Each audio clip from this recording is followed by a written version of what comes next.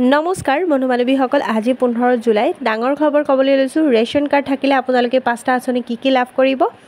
1 নম্বৰতে আপোনালোকে অৰুণোদয় আঁচনি লাভ কৰিব, 2 নম্বৰতে আপোনালোকৰ বৃদ্ধ পেঞ্চন লাভ কৰিব, 3 নম্বৰতে আপোনালোকে বিধৱা পেঞ্চন আৰু আপোনালোকৰ যদি দিব্যাংগসকলেও এই টকাটো লাভ কৰিব। 4 নম্বৰতে আপোনালোকৰ যদি ৰেচন কাৰ্ড আছে আপোনালোকে লাভ কৰিব আৱাস যোজনা, মানে আপোনালোকে লাভ কৰিব ঘৰ লাভ কৰিব আপোনালোকৰ যদি ৰেচন কাৰ্ড আছে। 5 নম্বৰতে আপোনালোকে যদি উজালা গেছ লাভ কৰা নাই, ৰেচন কাৰ্ড যদি আছে আপোনালোকে কি লাভ কৰিব, উজালা গেছো আপোনালোকে ৰেচন কাৰ্ড দি আপোনালোকে আবেদন কৰিব পাৰিব। আৰু যদি আপোনালোকৰ ৰেচন কাৰ্ডে নাই তেতিয়াহ'লে আপোনালোকে এতিয়াও পাৰিব এপ্লাই কৰিবলৈ।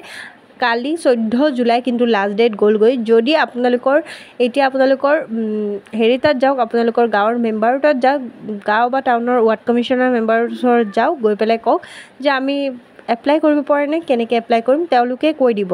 আৰু যদি এতিয়া যদি এপ্লাই কৰাৰ সময়টো নাই এতিয়া, কিন্তু যদিও আপোনালোকক কিবা কৰিব পাৰে তেওঁ কৰি দিব।